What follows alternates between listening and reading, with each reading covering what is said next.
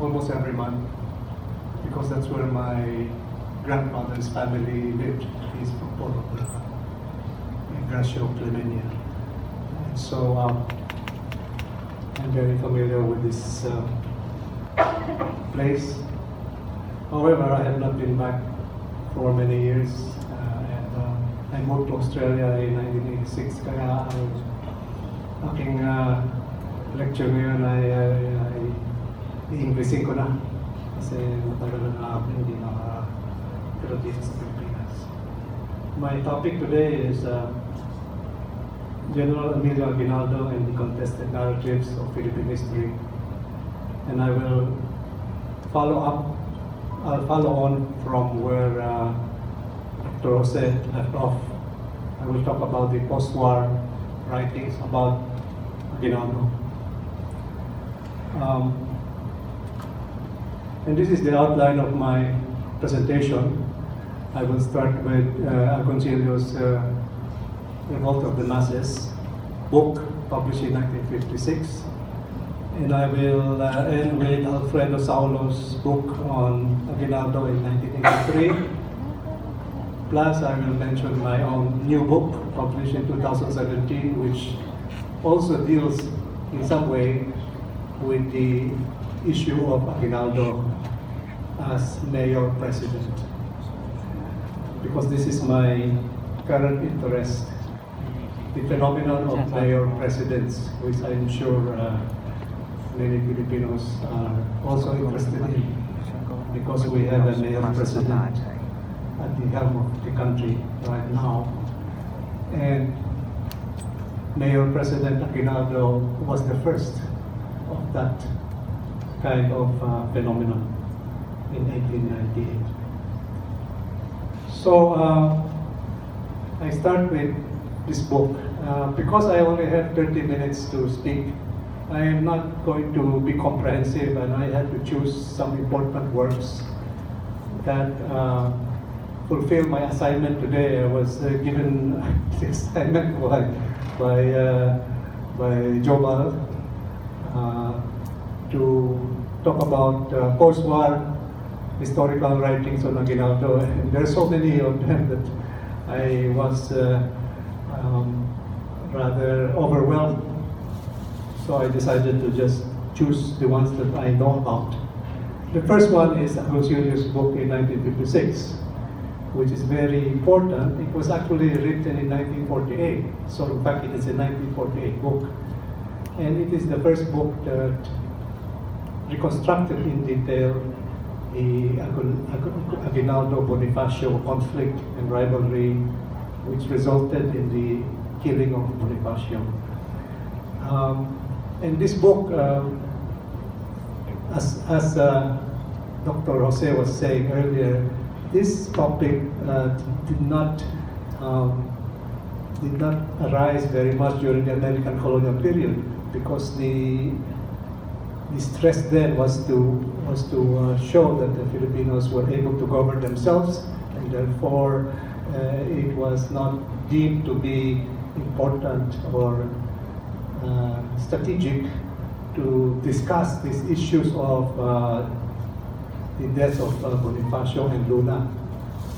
But now, in the 1950s, with the Americans gone and with independence already attained, then all these issues came out,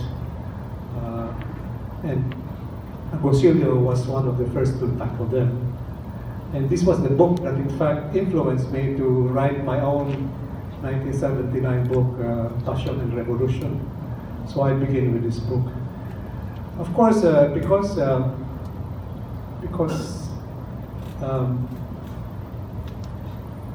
Agoncillo, Professor Agoncillo, the UP historian, through his wife was related to Aguinaldo, many accused him of being pro-Aguinaldo. Actually, when I read this book, I became anti-Aguinaldo. So, as I shall point out later on, my own Passion Revolution was not sympathetic to Aguinaldo. But I will also tell you ahead of time that I am going to revise my earlier judgment on Aguinaldo. I have revised my earlier judgment because it has been more than 30 years since I published my book on the Passion Revolution. We are entitled to change our mind, especially as we age and we grow wiser. So, Agoncillo, when he was interviewed, he defended himself against the accusations that he was glorifying Aguinaldo. He said, I didn't glorify Aguinaldo. Do you know that Aguinaldo filed a complaint in Malacanang against me? He said that I insulted him in the Revolt of the Masses book. The documents are here. Do they mean that if these documents are in favor of Aguinaldo, I have to ignore them? As a matter of fact, I was critical of Aguinaldo. Like what I said, why did Aguinaldo not order Colonel Bonzon to be investigated for attempting to rape Bonifacio's wife? The records are in Malacanang.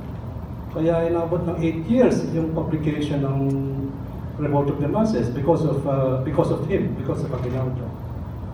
Tapos sasabihin nilang pro-Aguinaldo ako. If they did not read my book, it's not my fault. So the next book I want to bring up is the 1957 book, which Dr. Jose mentioned earlier, the Aguinaldo and Pasis book, A Second Look at America. Actually, when I was reading that book, I could not believe that it was written by Aguinaldo. It just didn't reflect his own style. Although the information may have been gotten from him, it is written really by Vicente Albano Pasis.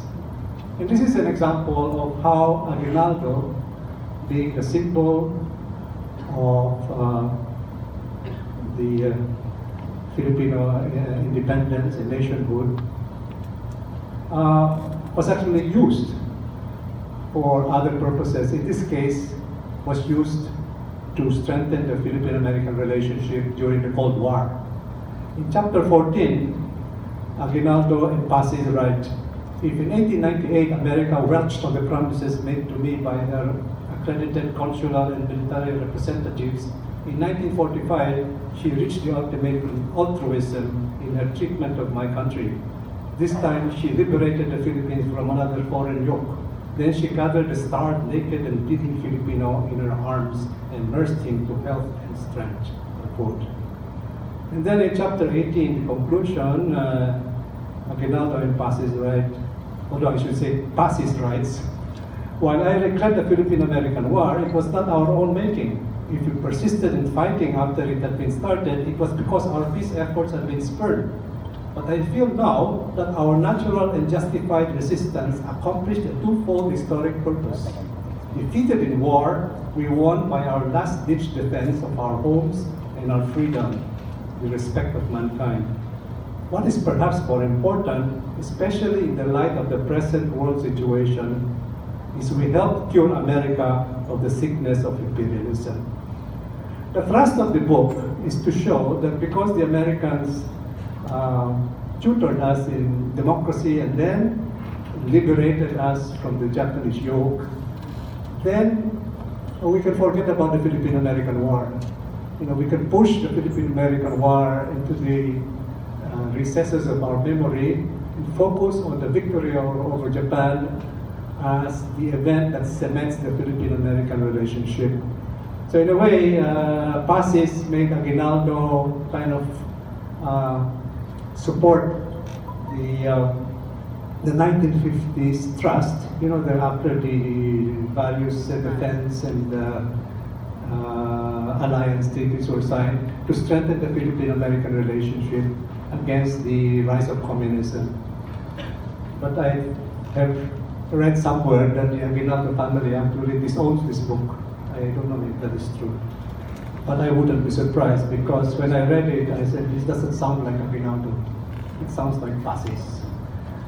So 1959, the rise of Aguinaldo into national prominence was very much helped by the efforts of the historians of the Philippine Historical Association. So actually our symposium today is a continuation of the efforts of the PHA to restore our heroes to their proper position in historical memory, in the collective memory. And in this bulletin, in March 1959, you see a whole list of articles written about Aguinaldo, but I will just focus on another article by Agoncillo, Aguinaldo in History. In that article, which is a very important article, published in the Historical Bulletin of the BHA, he sums up the article by asking, what then is Aguinaldo's stature in history? Undoubtedly, he says, Agoncillo says, he was the foremost figure of the revolution from 1897 to his capture in 1901. It was a short period of exactly 4 years, and yet what a period. Within that short span of time, Aguinaldo had made the world take notice of the small archipelago whose inhabitants were heretofore considered as nothing less than savages. He had made the cocky Americans wonder at the trick of the little brown men whose inferior weapons brought death to thousands of the enemy. Despite sanguine predictions of the American military commanders that the Philippine campaign would end soon, it took them 2 solid years to conquer Aguinaldo's ill-equipped and poorly prepared army. This is a very positive take on Aguinaldo, and it shows how during the 50s the recognition of his role in history was growing. Because don't forget that because of his collaboration, so-called collaboration with the Japanese in World War II, his reputation took a bit of a nosedive. But now, of course, we are beginning to understand the reasons for his collaboration with Japan. So, Agoncillo continues in his conclusion, whatever mistakes Aguinaldo had committed, it seems certain that his place in Philippine history is secure. The Philippine Republic, which he shaped and led, gave the Philippines its most glorious and significant epoch. His failings are insignificant compared with his achievements. A man, whether he be an artist, a writer, a historian, or a chief executive, should be judged in his totality. Viewed in this light, one may say, well done, General Aguinaldo. Well, Agoncillo's verdict that Aguinaldo's place in Philippine history is secure was perhaps premature in 1959, because in the late 60s, Aguinaldo's place took a bit of a beating due to the writings of people like Constantino and even Emmanuel Calairo and others. In 1960, Agoncillo wrote perhaps the definitive book on the First Republic, on Aguinaldo's Republic. And this is a long book, and I'm not going to summarize the book, but it, again, brought to the fore the biography of Aguinaldo, which before that had not been well established. Aguinaldo, Agoncillo says, personified the willpower and folk wisdom of the people. Mabini impliedly expressed the form and color of their ideals, their longings, and their aspirations. In their thinking and behavior, they summarized the elan and the anticlimax of a hectic period that challenged man's courage, integrity, honesty, patriotism, and vital force. As such, both were the revolution. And I'm very intrigued by Agoncillo's statement here in his conclusion that Aguinaldo personified the willpower and folk wisdom of the people. This is actually one of the basis for the debates about Aguinaldo. I'm sorry. Did he personify the willpower and folk wisdom of the people, or of the elite, of the illustrators? So by 1960, then you have he established the basis for the debates about Aguinaldo, his relationship between the illustrator elites and the masses, putting him somewhat in the middle. Now, PHA again On March 24, the Philippine Historical Association petitioned the change of Independence Day celebration from July 4 to June 12. Actually, this move, this change of the Independence Day from July 4 to June 12 also changed our views about Aguinaldo, because by moving it to June 12, Aguinaldo becomes a national hero, because we can never forget Aguinaldo whenever we celebrate Independence Day. But if we celebrated it on July 4, where is Aguinaldo then? Wala. Because he had just been accused of collaboration. In July 4, we would have remembered Rojas. And maybe the name Rojas would have become more powerful. But fortunately or unfortunately, the name Rojas no longer has the attractiveness that it had back then.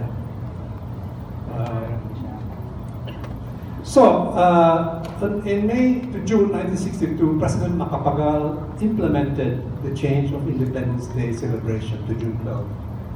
He wrote in stone for the edifice, on May 17, 1962, I certified as urgent to Congress the enactment of a measure to fix June 12 statutorily as Independence Day. The change was justified by the successful celebration. General Emilio Aguinaldo was the guest of honor. At least 1 million people attended, whereas in previous celebrations on July 4, only from 200,000 to 300,000 came. But the problem with July 4 is that it was also the American Day of Independence. So one of the reasons that, for example, Leon Marie Guerrero, Ambassador Guerrero, pushed for or supported the change was he said, whenever we held Independence Day celebrations in our embassies, nobody attended because they were attending the American Independence Day celebrations in the various other countries where there were Philippine embassies. Anyway, Macapagal writes, while we were seated at the grandstand during the ceremonies, General Aguinaldo thanked me again for the rectification of an erroneous historical practice, July 4, and then asked, when will there be an Aguinaldo monument at the Luneta, like that of Rizal? I could not answer the question. The next generation might have the answer. Do we have one? Wala pa rin, no? Okay. I think it will come. So on May 19 of that year, Aguinaldo sent a letter of thanks in Spanish to Macapagal. A translation of the letter reads in part as follows: I cannot but send you this letter to express the most profound gratitude for the proclamation which Your Excellency has recently issued, making June 12 as Independence Day, the date when we announced to the whole world that we were a free and independent nation. I, who took an active, if modest part in the effort of our people to break the colonial yoke we were subjected to, feel joy and pride over the patriotic act which Your Excellency has just performed. So this was just 2 years before he passed away. He was very happy, and this is one of the big achievements of President Macapagal, actually. Well, as I said, he passed away 2 years later on February 6, 1964. Now, one thing that is not generally noticed is that the person who was closest to Aguinaldo during his dying hours was Cardinal Santos. And I bring up this vignette, this historical vignette, in order to emphasize how important Aguinaldo was as a symbol of our nationhood, that the Catholic Church also tried to appropriate him. Unknown to many, Cardinal Santos had played an important role in the spiritual life of General Aguinaldo shortly before the latter's death.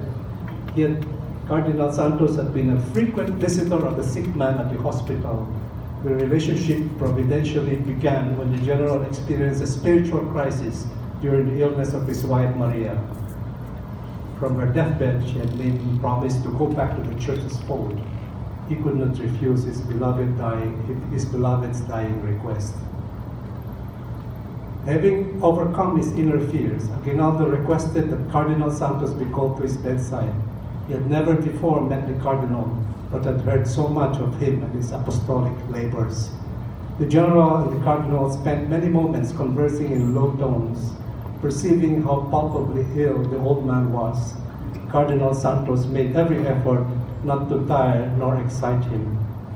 At length, the General made his confession for the first time in more than half a century. Whatever was spoken by both men is locked forever in the secrecy of the confessional. Well, maybe Cardinal Santos knew the real story behind the disappearances of Luna and Bonifacio.